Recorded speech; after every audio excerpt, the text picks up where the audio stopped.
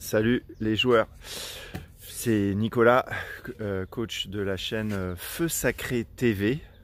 Je suis au Canada, on est l'été 2019, je suis à peine réveillé. Je suis sorti de mon hôtel pour marcher un peu autour là et j'ai envie de parler d'un... Je côtoie des entrepreneurs canadiens avec qui j'aime discuter. Et donc il y a des développeurs, il y a des gens qui plantent des arbres, etc. Et en fait j'ai vu un trait commun des entrepreneurs dont l'entreprise ne génère pas le plaisir, la réalisation et la concrétisation financière de ce que les gens veulent développer. Il y a un écart entre ce à quoi ils aspirent en termes de réalisation et de montée en puissance financière et de reconnaissance financière et la réalité. Et en fait, ce que j'ai vu, c'est que aucun des entrepreneurs avec lesquels j'ai parlé ne travaille régulièrement, donc eux c'est jamais. En fait, aucun ne travaille sur la reconnaissance de leur talent. Aucun ne travaille sur, ok, j'ai des choses où je suis pas compétent, des choses où je suis moyennement compétent, des choses où je suis bon et sans doute des choses où je suis très très bon. Et en fait, je sais pas si tu vois que quel que soit le domaine, il y a toujours plus de création d'entreprises, il y a toujours plus de coachs, il y a toujours plus de consultants, il y a toujours plus de prestataires de devs ou de... Enfin, les devs, on en manque quand même, mais bon, bref, en tous les cas, moi je l'ai vu, ça fait 14 ans que j'ai mon métier de coach et que j'étais vraiment dans cette philosophie, ouais, il n'y a pas de concurrence dans notre métier, tu sais, c'est comme les restos chinois à Paris, dans le 13e, ils sont tous les uns à côté des autres et c'est pas pour autant qu'ils n'ont pas de clients, donc j'étais là-dedans. Sauf que quand je vois en tous les cas pour les coachs, les consultants, les coachs marketing et tout ça, là, les business coachs, mais en fait, voilà, ça, il y en a à tous les coins de rue. Donc, et en fait, tous ces gens-là veulent les mêmes clients. C'est comme ça. Donc, en fait, que je le veuille ou non, que j'ai une idéologie extrêmement humaine, pacifiste, tout ce que tu veux, il y a des faits. Il y a la réalité qui indique que de toute façon, il y a de plus en plus de, entre guillemets, de concurrence, ou sans guillemets d'ailleurs. Donc, à un moment, tu as une entreprise, je vais plus parler pour les prestataires, mais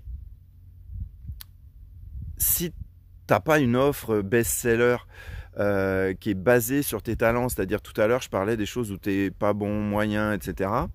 Et en fait, chez chaque être humain, il y a ce cocktail unique, une combinaison tout à fait particulière d'un ensemble de qualités.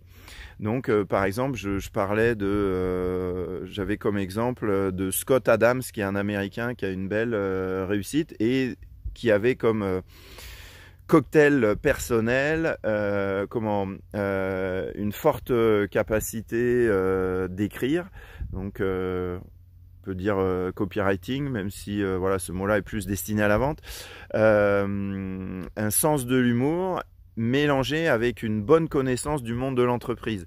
Et en fait, la combinaison de ces trois compétences est le rassemblement, le cocktail est une compétence rare qui lui donne une spécificité sur le marché, qui lui permet de créer des offres forcément uniques et qui donc vont être plus transformatrices pour les clients, pour les personnes, pour la cible que quelle que soit l'entreprise, cette personne vise. Donc c'est à dire que les entrepreneurs que j'ai vus, ben, ils n'ont jamais d'espace de recul, un espace extrêmement lent où tu te poses et où tu vas observer la réalité de tes compétences et de tes talents telle qu'elle est. Et de repérer, puisqu'il y en a pour chacun et il n'y a aucune exception sur cette planète, c'est quoi ce cocktail de qualité. Donc moi, c'est un mélange autour de la capacité rapide à connecter la source de puissance d'énergie qui est durable chez toi, mélangée avec de la et de la pédagogie.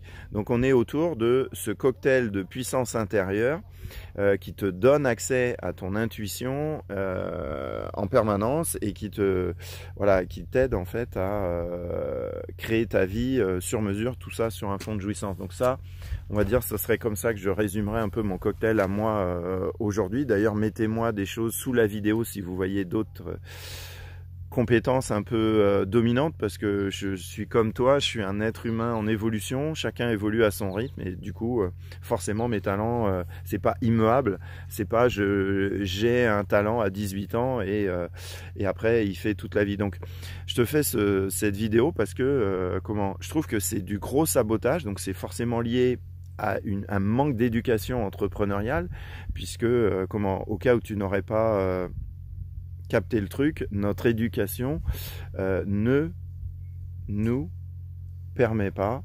de créer notre vie en fait. Donc on est multi entraîné à être productif à partir des ordres de l'extérieur. Tu apprends ça, tu le recraches en cours, enfin tu le recraches en contrôle, etc. etc.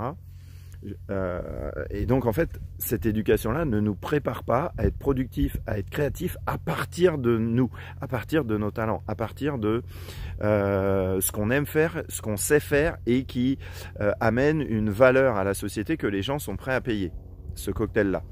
Donc le lien par rapport à ces entrepreneurs que j'ai vus, c'est que si ils travaillent jamais, c'est quoi la conséquence? S'ils travaillent jamais sur leur talent, sur la reconnaissance de cette espèce d'escalier de compétences, alors que d'autres le font, ben d'autres vont forcément proposer quelque chose de plus différencié, quelque chose qui sera plus en rapport avec la demande actuelle du marché où ça évolue toujours. Et donc, c'est inévitable que ces entrepreneurs-là qui font ce job-là en coaching, forcément, trouveront les clients et vendront et amèneront la valeur maxi à leurs clients, puisqu'ils seront branchés sur le truc, le cocktail, l'espèce de diamant intérieur qu'on a tous entre l'inné et l'acquis.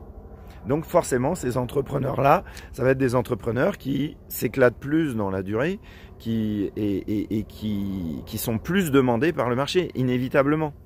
Donc, voilà, je voulais te parler de ça parce que ça m'a touché, parce que c'est des belles personnes, des entrepreneurs que je vois au Canada.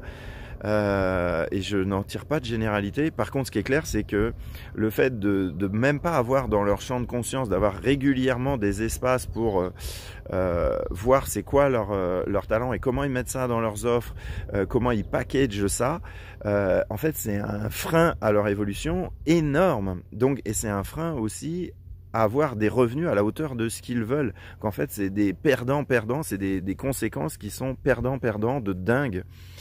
Donc voilà. Donc si tu fais juste que du marketing et que tu te concentres comme ça sur ton offre sans t'extraire assez régulièrement de l'action, tu vas pas pouvoir bien reconnaître en fait tes talents dominants, puisqu'on est de l'ordre de l'intime, donc ça demande de se poser et d'être au calme, et deux, le cocktail de comment ça évolue en lien avec la société, et comment voilà, tu construis ta vie et que tu aides tes clients à grandir, à évoluer et à avoir en fait la prestation qu'ils attendent de toi. Voilà, je te laisse, je sais pas si je peux, non, je crois que je suis obligé de tourner mon écran pour vous montrer les décors incroyables du Canada. Là, je suis je suis au Québec et je m'en vais à Montréal. Voilà.